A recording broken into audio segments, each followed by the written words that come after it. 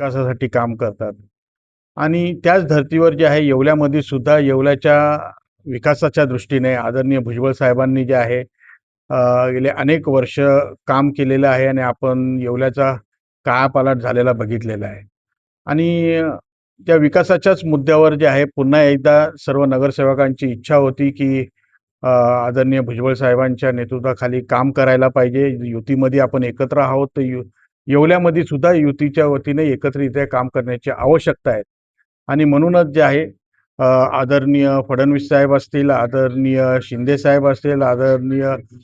सुनेत्राताई आहेत आणि भुजबळ साहेब यांच्या नेतृत्वाखाली सर्वांनी एकत्रितरित्या काम करायच्या दृष्टीने जे आहे आज राष्ट्रवादी काँग्रेस पक्ष, भारतीय जनता पक्ष आणि शिवसेना या सर्व नगरसेवकांनी जे आहे एकत्रित येऊन जे आहे त्यांच्या आढावा बैठक घेतली आणि त्यांचे जे काही प्रश्न आहे येवल्याच्या विकासाच्या संदर्भातली काही प्रश्न आहेत त्या सोडवण्याच्या दृष्टीने कशी पावलं टाकायची या संदर्भात आमची सर्व चर्चा झाली. आम्ही स्थानिक नेतृत्वावर जरूर नाराज होतो, कारण अनेक कामं आमचे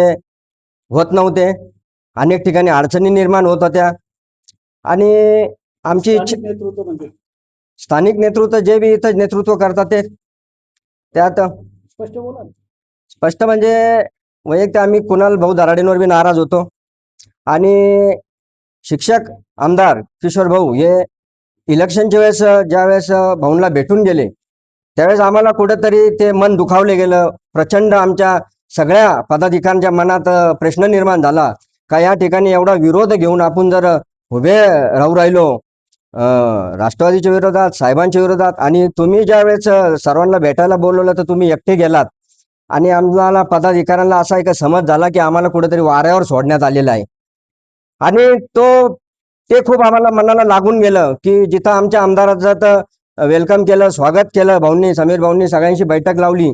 आणि राजकारणात कुणी निवडून येतं, कुणी पडतं. लोकशाहीत तुम्ही काही सांगू शकत नाही की यांनी मला मतदान दिलं, यांनी नाही दिलं. 250च्या वर मतदान झालेलं बी आहे, तर त्याच्यात तुम्ही कसं काय ठरवू शकता का कोणी मतदान दिलं कोणी नाही दिलं?